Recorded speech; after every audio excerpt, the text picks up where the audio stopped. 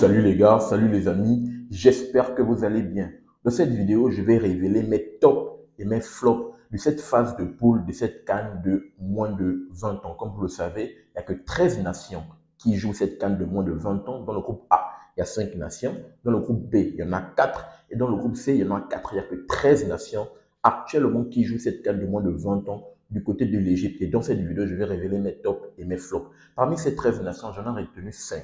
5 tops et 8 flops. Je vais les révéler dans ce classement en allant de 13 au premier. Donc, on va partir des flops et on va arriver de façon progressive jusqu'à la première nation que j'ai considérée, pour moi, selon mon avis, comme étant un top. Donc, je vous attends dans les commentaires également pour avoir votre classement. Si vous êtes d'avis avec moi, on va partager ça, tout ça dans les commentaires pour tout l'amour du football africain qu'on aime et qu'on adore. Parce que comme vous le savez bien, si je tiens toujours à le rappeler, sur la chaîne Super Sub, on va pousser et on va mettre en avant le football africain qu'on aime tous et qu'on adore. Donc, si toi, tu es amoureux du football africain, je t'invite à faire ces 3 choses. À t'abonner, partager massivement les vidéos et activer la cloche de notification pour ne manquer aucune de mes sorties. Sans plus tarder, on va se plonger dans notre classement des flops et des tops. On va commencer par les flops parce que j'ai dit il y a 8 flops et 5 tops. On va commencer par le numéro 13. Le premier flop que j'ai considéré flop des flops, et je pense que vous êtes d'avis avec moi, il n'y aura aucune discussion par rapport à ce rang, c'est bien sûr les jeunes petits des Taifa Stars de la Tanzanie. Eux, c'est vraiment le summum des flops. Parce que dans cette CAN de moins de 20 ans, pour ces phases de poule, ils sont la seule nation qui n'a même pas pris un point. Et le pire, c'est qu'elle était dans le groupe où il y avait 5 nations. Donc, elle a joué 4 journées. Et au bout de ces 4 journées, même pas un point, même pas un match nul. C'est vraiment pitoyable pour ces jeunes petits de Taifa Stars que je considère vraiment comme les premiers flops et qui se trouvent à la 13e place. Là, je pense que vous serez d'avis avec moi. En numéro 12, j'ai mis les jeunes fauves du Bazo-Bangui de la Centrafrique. Je considère vraiment que eux, ils sont dans les flops et ils se retrouvent à la 12e place. Je pouvais également mettre le Kenya parce que je vais déjà franco. Je pouvais mettre le Kenya qui se retrouve à la 11e place. Mais j'ai considéré que le Kenya s'est quand même battu parce que le Kenya, dans le match face au Nigeria, le Kenya a titillé cette équipe du Nigeria. Donc, je considère qu'ils se sont quand même battus. Ils ont procuré de belles choses et ils ont même marqué. Ils pouvaient même gagner cette équipe nigérienne, mais heureusement que le Nigeria était supérieur sur le terrain. Donc, les jeunes foules de Bazo-Bangui sont à la 12e place. Eux qui avaient pourtant réussi à accrocher le Sénégal dans la première journée, mais après, lorsqu'ils ont rencontré la RDC n'est pas tombée dans le piège, ils ont rencontré le Ghana a été supérieur sur le terrain. Malheureusement pour ces jeunes forces de Bazo-Bangui, se trouve à la 12e place. Je vous ai déjà dit, à la 11e place, on a le Kenya qui est juste là, qui a pris un point dans ce groupe B. Le Kenya qui s'est battu. Première journée, elle a perdu face au Maroc. Deuxième journée face à la Tunisie. Le match qui était le plus simple possible, on va dire quoi, le plus simple par rapport aux deux autres cadors, parce que le Maroc et le Nigeria sur le papier, c'était quand même un peu plus costaud pour le Kenya. Donc le Kenya avait à cœur logiquement de prendre les points face aux Aiglons de Carthage de la Tunisie. Malheureusement, ils vont encore se faire copieusement taper 3 buts à 1. Et dans la dernière journée face au Nigeria, ils vont pousser. Et c'est passé par un jeune petit qui fait partie du classement des buteurs, c'est Oumou Okot. Lui, avec 2 réalisations, il a porté haut et fort les couleurs kenyan. Malheureusement, ils vont se faire éliminer. Donc, voici ces 3 nations qui ont fini dernière de chaque groupe. La Tanzanie qui a fini dernière du groupe A, la Centrafrique du groupe C et le Kenya du groupe B. On rentre maintenant au numéro 10. Au numéro 10, je parle ici des Aiglons de Carthage de la Tunisie. Malheureusement, eux qui se font une fois de plus éliminés, ils étaient à ça de finir parmi les meilleurs 3e. Mais de l'autre côté, le Sénégal, avec cette victoire, fait en sorte que eux, ils plient bagage et ils rentrent à Tunis. Malheureusement, cette équipe tunisienne qui n'a pas, dans la première journée, elle perd face au Nigeria. La deuxième journée, elle s'impose, elle se donne des chances. Mais dans le derby de l'Afrique du Nord face au Maroc, elle n'a vraiment pas proposé de belles choses. Le Maroc a été supérieur. En même temps, sur le papier et sur le terrain, ça s'est démontré de par la supériorité des joueurs. Et le score, c'était vraiment un score de 3 buts à 1. Eux qui se trouvent là à la 10e place. À la 9e place, on va parler de la Zambie. La Zambie que j'ai trouvé l'équipe la plus malheureuse qui s'est fait éliminer de cette CAN de moins de 20 ans parce que je pense que la Zambie avait tout, sauf une chose. La Zambie avait ce qu'il fallait pour qu'une nation puisse aller un peu plus loin dans la compétition. La Zambie avait la solidité défensive. Je pense qu'ils n'ont encaissé à peine 2 ou 3 buts, si je ne dis pas de conneries. À peine 2 ou 3 buts, si je ne dis pas de conneries, ou peut-être même un but.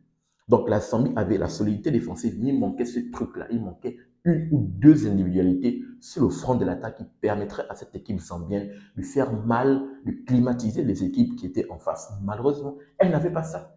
Elle avait juste la solidité défensive, mais elle n'avait pas les individualités offensives qui devaient permettre à cette équipe zambienne d'aller un peu plus loin. D'où elle se fait éliminer avec 6 points. Avec 6 points, cette équipe zambienne se fait complètement éliminer. C'est juste incroyable. Voilà. Donc, la 8e place, on a l'équipe haute, les jeunes petits pharaons égyptiens, eux qui étaient au bord de l'élimination. Attention, l'Égypte était au bord de l'élimination lorsqu'elle a perdu son deuxième match face à la Sierra Leone, lorsque Momo Camara a climatisé cette équipe égyptienne. Vraiment, dans le match, ils ont copieusement tapé l'Égypte chez eux, devant leur public. 4 buts à 1, triplé de Momo Camara. Il y avait alerte rouge du côté de l'Égypte. Ils étaient au bord de l'élimination. Et heureusement, ils ont su ressortir la tête de l'Égypte. J'ai même fait une vidéo dans laquelle je disais alerte rouge à l'Égypte et au Sénégal. Eux qui étaient en sursis. Et heureusement qu'ils ont su rebondir. Ils ont sorti la tête de l'eau. Ils ont décoché leur ticket de qualification. Et dans le dernier match face à la Tanzanie qui n'avait rien à jouer, heureusement qu'elle s'est imposée. Et elle se retrouve juste là à la 3e place de ce groupe A. Donc l'Égypte, malheureusement, qui est là. Et pourtant, elle avait bien commencé le premier match face à l'Afrique du Sud. D'ailleurs, même dans le match, dans mon débrief, je disais que l'Afrique du Sud était meilleure sur le terrain. L'Afrique du Sud était meilleure. Elle a proposé de belles choses, mais l'Afrique du Sud n'avait pas eu ce truc clutch-là de tuer cette équipe égyptienne. Or que l'Égypte, ils ont eu juste une occasion. Ils ont profité de cette occasion dans le dos de la part de cette équipe sud-africaine et elle a pu la concrétiser, d'où elle a pu gagner le match inaugural. Mais après, l'Égypte vraiment a sombré pendant les 2 journées et il s'est passé par une défaite et un match nul. Mais heureusement, elle a su rebondir dans la dernière journée face à le Taifa Stars de la Tanzanie et bien sûr, elle a pu décrocher son ticket de qualification. En numéro 7 et en numéro 6, pour finir avec nos flops, parce que ça finit avec le numéro 7 et le numéro 6, les 5, ce sont les tops. Ici, je vais parler du numéro 7, je vais parler des Lionceaux de la Teranga du Sénégal, les champions d'Afrique qui sont juste là en numéro 7. Je le pointe du doigt pour la simple et bonne raison que eux également, ils étaient en sursis dans ces phases de poule. Ils étaient en sursis dans le premier match, dans le groupe C, dans le groupe de la mort. Le premier match qu'ils ont joué face aux jeunes fauves du Bazo-Bangui, un match où ils pouvaient l'emporter. Le jeune petit, Tidiane Thiam, qui est sorti à la deuxième mi-temps, super seul, il met l'ouverture du score. Première mi-temps, où vraiment le Sénégal n'avait rien fait.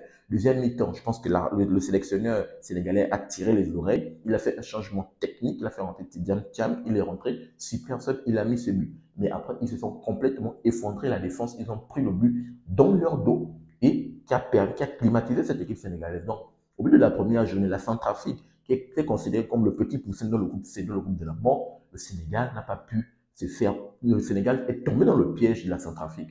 Et 2 matchs déjà a donné un signal d'alerte. Mais le deuxième match face au Ghana était pire parce qu'ils se font copieusement taper 1-0 face au Ghana. C'est juste incroyable. Donc, là encore, c'était plus la sursis. Il fallait qu'ils s'imposent dans le dernier match face à la RDC. Et heureusement qu'ils se sont imposés, d'où leur qualification. Mais le Sénégal était en sursis. Et là même, quand ils s'imposent, il faut le dire clair et net, le Sénégal s'impose pour la simple et bonne raison que la RDC n'a pas performé. La RDC s'est sabordée, il faut le dire. C'est 2 erreurs qui permettent à ce que le Sénégal gagne. 2 erreurs sur 2 pénaltys. Moi, je me dis, je m'assois tranquillement quand je regarde le match. Je regarde, le Sénégal n'a pas été supérieur dans le jeu. Le Sénégal n'a pas affiché une supériorité territoriale. Mais je me dis que si la RDC ne faisait pas ces erreurs-là, le Sénégal, le match pourrait finir 0 but partout. Le match pouvait finir 0 but partout. Et de là, on devait parler de quoi? Une élimination de la part du tenant du titre, les Lionceaux de la Teranga. Donc, il y avait un signal d'alerte pour eux. Et heureusement, ils ont su profiter des erreurs parce que les erreurs, il faut également aller les chercher, même si je pense qu'ils n'ont pas tellement joué. Le premier penalty, c'est une erreur manifeste du défenseur. Le deuxième, ils pouvaient bien éviter. C'est un des trucs à éviter. Mais ils ont su profiter et bien sûr, ils ont pu décocher le ticket de qualification. Donc, c'est quand même à féliciter. Mais ils font partie de nos avant-derniers flops. Ils se trouvent au niveau de la 7e place. À la 16e place, il y a leur confrère, vu que les deux, ils ont l'habitude de se rencontrer. Il y a les Léopardos de la République démocratique du Congo. Eux, ils avaient bien monté leur campagne. Premier match face au Ghana, derby. Ils ont opposition face au Ghana, qui est considéré comme la meilleure équipe de cette cas de moins de 20 ans, vu qu'elle a 4 étoiles à son actif.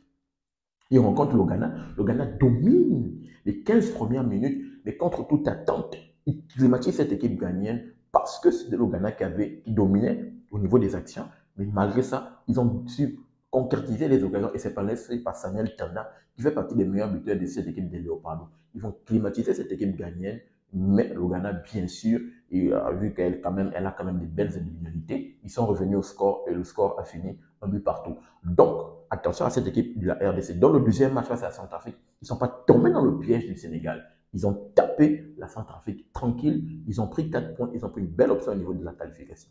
Et dans le dernier match, comme je l'ai rappelé, c'est eux-mêmes qui se sont sabordés. Eux-mêmes, ils se sont sabordés parce que je me pose tranquille, je regarde s'il n'y a pas ces erreurs bêtes de la part des défenseurs des Léopards. Je pense que le match peut finir 0 but partout et la RDC élimine le Sénégal. Mais ils ont fait ces erreurs, donc ils doivent faire très attention au quart de finale. Il va falloir être concentré. Le match face au Ghana, il va falloir le prendre en référence. Je vais faire une autre vidéo pronostic et là-bas, je vais donner le pronostic du truc. Je vais plus rentrer en profondeur par rapport à cela. Donc, ils doivent juste faire attention. Eux, ils font partie de mes premiers flops là. Les premiers, l'avant-dernier, on va dire les derniers flops avant de rentrer bien sûr dans les tops. Donc, je tiens à faire un récapitulatif pour mes 8 flops. Ici, il y a la RDC 6e place, le Sénégal 7e place, l'Égypte 8e place, 9e place, il y a la Zambie, 10e place la Tunisie, 11e place le Kenya, 12e place la Centrafrique, 13e place la Tanzanie. On rentre maintenant dans les 5 tops. Et on va parler au numéro 5. Au numéro 7, c'est bien sûr les jeunes petits Sierra-Léonais, les jeunes stars Sierra-Léonais. Eux qui ont été les premiers qualifiés, quand même de ces phases de poule, il faut le dire. Ils ont été les premiers qualifiés, mais après leur qualification, ils se sont complètement relâchés. Parce qu'ils ont décroché leur qualification au bout de la deuxième journée, si je ne dis pas de conneries, deuxième ou troisième journée. Et après ça, ils se sont complètement relâchés. Et dans le match de la première place, face à l'Afrique du Sud, ils se sont complètement fait taper 4 buts à 1. Bon là, il fallait dire que l'Afrique du Sud quand même était supérieure. L'Afrique du Sud était supérieure, mais Momo Camara a rêvé au moins les siens. Parce que je pense qu'il a mis le but égalisateur. Lui qui porte haut et fort les couleurs pour ce classement des buteurs à 4 buts. Donc, malheureusement, ils n'ont pas pu bien finir. Je pense qu'ils ont bien débuté leur campagne. Match nul, victoire. Et après, malheureusement, ils sont complètement effondrés vu qu'ils savaient qu'ils étaient déjà d'or et déjà qualifiés. En numéro 4, on va parler du Nigeria. Les jeunes Super Eagles du Nigeria sont juste là. Ils étaient dans le groupe B, dans le groupe face au Maroc. Première opposition de la deuxième journée. Ils ont gagné le premier match face à la Tunisie, il fallait le faire. Deuxième journée, opposition face au Maroc. C'était un match hyper palpitant. Le match s'est soldé sur un match nul. Le dernier match face au Kenya, ils devraient tomber dans le piège du Kenya. Et heureusement qu'ils ont su rebondir. En tout cas, ils font partie des tops. Ils ont fait quand même de belles performances. Ils finissent au niveau de la 4e place. Le podium, au niveau de la 3e place, on va bien sûr parler de cette équipe de l'Afrique du Sud. L'Afrique du Sud, je pouvais les mettre deuxième, mais je les mets troisième parce que le premier match, l'enjeu était tellement haut et ils se sont fait effondrer. C'est juste à cause du premier match que l'Afrique du Sud, je mets à la 3e place. Parce qu'après le premier match, l'Afrique du Sud a réalisé des performances XXL et c'est vraiment à saluer. C'est vraiment à saluer de la part de l'Afrique du Sud. Même dans le premier match, la performance était là, comme je l'ai dit, c'était la meilleure équipe sur le terrain de ce qu'elle avait proposé face à l'Égypte dans un match inaugural de cette CAN de moins de 20 ans. Elle a proposé de belles choses, mais l'enjeu était tellement élevé dans un stade international du Caire. 75 000 spectateurs, ils se sont complètement effondrés. Ils n'ont pas pu être clutch sur le fond de l'attaque et l'Égypte, bien sûr, a su profiter d'une seule erreur qu'ils ont pu commettre et bien sûr, ils l'ont emporté. Mais ils se retrouvent dans le podium, l'Afrique du Sud qui a fort à faire. On verra ce que ça va donner dans mon pronostic, ma vidéo pronostic quart de finale qui arrive, bien sûr. Donc, on va également voir le numéro 2. Le numéro 2, on va parler des Lionceaux de la classe. Les Lionceaux de la classe du Maroc qui font partie, qui est d'ailleurs la meilleure attaque pour cette CAN de moins de 20 ans en phase de poule. Il y a le Maroc et il y a l'Afrique du Sud. Ce sont les deux meilleures attaques. Le Maroc dépasse parce que le Maroc a moins de matchs. Or que l'Afrique du Sud a plus de matchs pour cette CAN de moins de 20 dans les phases de poule. Donc le Maroc a réalisé des performances incroyables. Premier match, elle surclasse le Kenya. Deuxième match, c'était un peu plus corsé face au Nigeria. Et le troisième match, dernier de l'Afrique du Nord, elle a copieusement tapé cette équipe tunisienne. Et elle montre que le Maroc a pour objectif, ils sont en mission. Il y a les jeunes là, la CAN de moins de U17 là, ils ont gagné. Là, ils ont pour une mission de vouloir gagner également. Il faut faire très attention au Maroc. Là, il y a également la CAN féminine qui arrive, qui va se jouer toujours au Maroc. Je pense qu'au mois de août, juin, juillet, août là-bas, qui va se jouer au Maroc. Ils ont pour objectif également de gagner. Et pour finir, au mois de décembre, il y a les seniors qui vont jouer. Ils ont pour objectif de battre toutes les catégories. Le Maroc veut faire mal sur le continent. Attention, attention, je parle aux autres équipes. Il faut les arrêter. C'est bon enfant, hein, c'est bon enfant. Il n'y a rien de mal. On veut tous remporter des étoiles. Et lorsque une équipe qui veut complètement surclasser toutes les catégories, il faut les arrêter. J'ai l'impression qu'il veut faire la même chose. Je pense que le Sénégal l'avait fait, je crois bien en 2023, si je ne dis pas de conneries, 2022-2023, si je ne dis pas de conneries. Et eux, ils veulent également suivre, faire la même chose, parce qu'on sait que le Maroc est vraiment entré, le football marocain est en train de vraiment progresser. Donc, ils se trouvent à la deuxième place. Et à la première place, c'est bien sûr le Ghana. Le Ghana, déjà d'entrée, c'est la première nation qui a 4 étoiles pour cette CAN de moins de 20 ans. Ils forment vraiment des très bons joueurs du côté du Ghana. Ça, c'est de 1. De 2, c'est la meilleure défense pour cette CAN de moins de 20 ans parce qu'en moins de matchs encaissés, en moins de matchs joués, elle a quasiment 2, je pense, le Ghana a un but. Un but juste encaissé. Oui, un but parce que le premier match face à la RDC, le Ghana a encaissé. Le deuxième match face au Sénégal, ils n'ont pas encaissé de but. Le dernier match, ils n'ont qu'un but encaissé. Cette équipe ghanéenne a toutes les armes entre elles. Ils ont la solidité défensive, ils ont les individualités qui manquent à la Zambie. Ils ont la solidité défensive et ils ont les individualités sur le front de l'attaque pour faire mal. Ils ont un jeune petit de ça, c'est la même, ça qui fait partie des meilleurs buteurs du côté du Ghana. Je pense qu'il doit avoir une réalisation, une réalisation. C'est un jeune petit qui joue en même temps arrière gauche. Il peut également jouer piston, mais il est très dangereux. Ils ont un autre joueur, je pense Arrière ou Arrière, je ne vais pas écorcher son nom, Bossa 9 sur le fond de la table. Ils sont très dangereux, cette équipe ghanéenne. Ils ont à cœur d'aller remporter leur 5e étoile. Il va falloir faire très attention au Ghana. Le Ghana a tout pour eux. Ils ont la solidité défensive, ils ont les individualités sur le fond de la table pour battre, pour bien sûr remporter cette CAN. Ils ont tout le Ghana de leur côté et ils ont à cœur d'aller faire leur 5e étoile. Eux également, il va falloir faire très attention. Il faut contrecarrer. On verra ce que ça va donner. En tout cas, voici la shortlist que j'avais à partager avec vous. Donnez-moi votre analyse et votre retour dans les commentaires. Si vous êtes d'avis avec moi, donnez-moi également votre classement des tops et des flops, avec en commençant peut-être du numéro 13 au numéro 1. Si vous avez 8 nations qui sont flops, 5 nations qui sont top comme moi, partagez tout ça dans les commentaires. On va essayer d'en discuter. Bien sûr, dans l'harmonie du football africain qu'on aime et qu'on adore. N'oubliez pas de vous abonner, de liker, mais surtout activer la cloche de notification pour ne manquer aucune de mes sorties. Peace. À très bientôt les gars.